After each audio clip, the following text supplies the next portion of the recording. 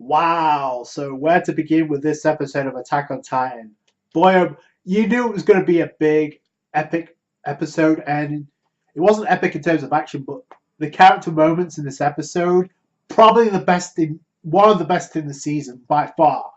And last week's episode was probably one of the best episodes of season 3, if not the best episode. I have to say this episode goes along probably one of the best episodes of Attack on Titan, period, because the character dynamics in this episode. Oh, and at the end, the reason why Levi, best character of this show by a landslide, by leaps and bounds. So after almost a year waiting for the visual that we got the teaser with Eren, Mikasa, and Levi, we knew that tensions were going to rise, the tensions were going to flare. We didn't know how, we didn't know why. All we knew that moment was coming.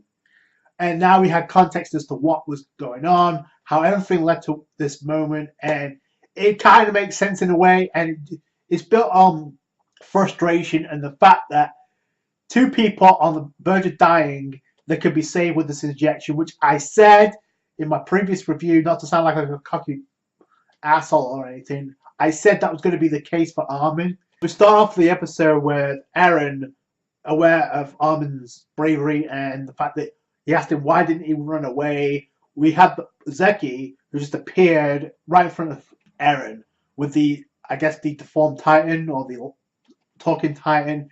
But Eren picks up quickly because he grabs a hold of Behold and he's about to kill him. And before Zeki could talk his way through Eren, he says he knows his father, that he can't be trusted, Grisha Jaeger, and the fact that he was tricked into being a Titan too the same way. So I'm wondering what the connection is, if at all. I guess one of the two, Behold and Reiner, had to get away. It just sucks that Reiner's the one to survive after all this, given the fact what we know about Marco. But that being said, the reason why Zeki dipped because Levi, who was in beast mode last week, no pun intended, came down with the last of his gas, and this is where he makes a big decision with that injection, that serum that he had. And we knew this was going to be what it led to. What we didn't know was who he's going to use it on in order to transform into a Titan. So, no. Turns out there's two people on the verge of death. Commander Erwin, who gets rescued by that father who managed to survive somehow. So, who got pelted with rocks. Meanwhile, you have Armin, who's also on the verge of death, and he just managed to cough up blood. So he hasn't died yet, but he's very close. Meanwhile, you have Mikasa, who's with Hanji right now, and they're going. We kind of realize what the plan was, that Levi was trusted the injection, the serum. So somebody had to be the Titan, but it's only when they're at close to death they could be survived. As soon as I heard that, I knew what was going to happen, but how it happened was great. Like, there's actually moments in this episode would make you think that Armin was actually going to die, but by the end, that's not the case at all. But the character moments were great. Mikasa is the only one with the gas left to head to Armin and Eren's location, which makes sense because if he was about to die, it makes sense that she would be there. And I did like the fact that she was actually patching up Jean. Sasha, I don't know what's going to happen to her. I'm assuming she's going to survive, but man, she's knocked out. So she didn't die either. So Connie's the one looking after her. It does a very good job of making you think that the injection is going to be, the serum's going to be used on Commander Erwin, because the moment that Levi notices Commander Erwin and he's on the verge of death, he has a choice to make, and you kind of knew where this was going. And he was actually going to use the injection on Armin at first, but then things changed because obviously his loyalty to Commander Erwin. And this is where the turmoil kicks in for Eren and Mikasa. Eren is tearing up because he realizes what Levi might do, and what this could also mean for Armin. Like, he sacrificed everything just gained. His intelligence cannot be turned away. He can't be wasted, pretty much.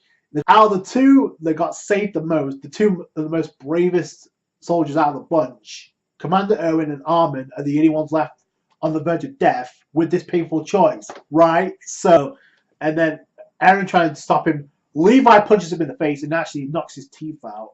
And then this is where Mikasa jumps in, and she's about to kill Levi. And he's weakened because of the fact we're taking out those, I guess, Father Titans after the Beast time, right? So she's about to kill him. In comes Hanji to stop that, and this is where we get the character dynamics. And because Hanji's telling her how she survived, which I kind of figured, the guy that was with her, the father that was with her, pushed it into a well, so she didn't get caught in the transformation explosion from the Hulk. So this is nuts. So she survived, and she looked much like Levi and everybody else, just in awe about the carnage. To calm down Mikasa, we have to let it go. And Mikasa with a painful decision because she's almost about to quit. And like I said, the character for Levi shined right through in this episode because you can tell, and Aaron pointed this out, that he did have some hesitation when he mentioned Erwin to use the injection on him, but there was some hesitation, and Aaron noticed that immediately. It's sad because there is a part of you that thinks, oh wow, Commander Erwin is actually going to survive this. He's going to get to the basement, like he said, on the verge of death. But that's pretty much what he said. Even after that's my goal, I'm going to make sure I see this go through. So, but then this is where things get interesting, because before he used the injection needle on Commander Erwin's arm, pretty depressing. Everybody's tearing up because it's a sad situation. Even Khan is like, yo, see you later, Armin. Jean's like, oh, he's blaming himself because Reiner got away because Zeki made off with Reiner. But Holt's still there. He's still partially unconscious. So then this is where things get chaotic. The last of the will of Commander Erwin, he signals out kind of like he was in class or something, and he's reminded about everything that he was told by Commander Erwin. And it cuts, and then we see Armin in Titan form about to munch on Behold, and it is poetic justice with the way that Behold was screaming for his life. Remember how Marco died? Yeah, karma's a bitch. Like I said, he cuts to Armin eating Behold, gaining the Titan's power. So I knew that needle was going to be on Armin. I just had my hunch. Doesn't mean I was right last week, but I just had my hunches, and it turns out that's exactly what happened. He makes a full recovery judging from the preview. So, wow. Talk about no consequences. I mean, he has to have some scars, at least. But in the same way that Eren got munched up, I said this before, Eren died way too early in season 1, it seemed like. So you knew how to make a comeback. I said that's not what stands out. What stands out the most is the character struggle of Mikasa, Eren, and Levi, as well as Hanji. From a character standpoint, this episode was phenomenal because you knew where everything was leading, but the way it was executed was brilliant.